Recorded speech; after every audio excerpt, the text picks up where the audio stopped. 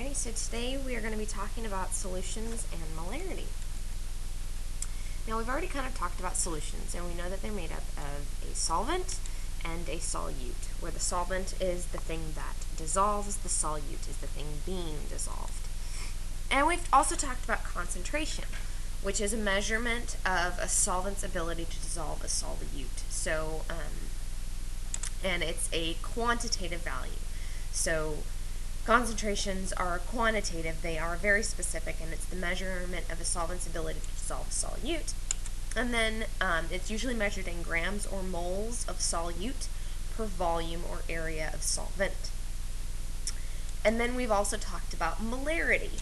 And molarity is the measure of a solution's concentration. So molarity is a description or a measure of concentration, which is the ability of a solvent to dissolve a solute. Now, molarity is more specific to chemistry, and it is measured, usually, again, it's a quantitative value, but it's measured in moles of solute per 1 liter of solvent. So it's a much more concrete value than concentration, because concentration can be grams or moles per volume or area of solvent, whereas here, molarity is moles per 1 liter. And we talk about it and describe it in terms of 1 molar. So you may have seen some of the joke posters around my room about a 1 molar solution. But that's what we're talking about in chemistry, is molarity. So molarity is measured by the big letter M, or molar, and it's the number of moles of solute in 1 liter of solvent. So that is something that you should write down. Molarity, or capital M, is moles per 1 liter. Now, in order to calculate molarity, all you need is the number of moles of solute and the volume of solvent. So, for example, a saline solution contains 0.90 grams of sodium chloride in 100 milliliters. What is the molarity of this solution? Now, all we have to know is the fact that we need grams per 1 liter. So we're going to have to, we need moles per 1 liter. So we're going to have to convert our grams into moles and our milliliters into liters. So let's think about how we might do that using perhaps stoichiometry, okay, or unit conversions. So we're going to start with the molarity. To calculate molarity, we're going to start with our grams. Actually, kind of start with what we have, which is grams over volume, okay? So we start with grams of NaCl per 100 milliliters of usually water. Water is kind of the universal solvent. And we're going to first convert our grams into moles by dividing by the molecular weight of sodium chloride, and then our grams cancel out, leaving us with moles. And then we're going to convert our milliliters into liters. We know that there are 1,000 milliliters in 1 liter, so we're going to multiply by 1,000 milliliters. When you plug that all in, you're going to get 0.15 moles per liter, or more commonly written as 0.15 molar. Okay?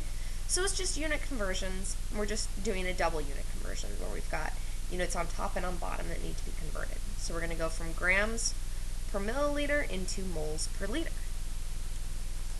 Alright, so I want you to practice. What would the concentration of a solution of 34.6 grams of calcium chlorate in 200 milliliters be? Okay, so I want you to pause the video and practice this, and then check back with me in a second.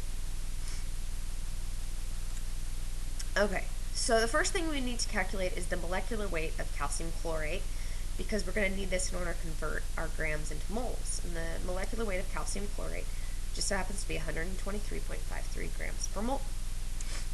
Then we're going to take our grams and divide it by the volume, so 34.6 grams of calcium chlorate divided by 200 milliliters. And we're going to convert our grams into moles by dividing by our molecular weight. And then we're going to take our milliliters, and convert it into liters. So we're going to times by 1,000, and you're going to get 1.40 molar calcium chlorate. Okay, and hopefully that meshes up with your answer. Now, we can also use molarity to go the other direction. Just like any of our calculations that we use, we can go in the opposite direction. So molarity can be used to determine the amount of solute dissolved in a solution. So how many moles of lithium chloride are in 2 liters of a 2.5 molar solution. So this is going to be done much the same way as before, except for in the reverse direction. So we can figure out moles by taking the volume, 2 liters, and multiplying it by the molarity, 2.5 molar, which is the same as saying 2.5 moles of lithium chloride in 1 liter of lithium chloride. And if we multiply it, our liters cancel out, leaving us with just moles, and we get 5 moles of lithium chloride. Okay? Now I'm going pretty fast, but this is kind of review. This is kind of the stuff that we've been doing.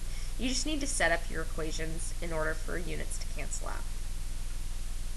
So let's practice for you guys. How many moles are in 250 milliliters of a 5.32 molar solution of barium chloride?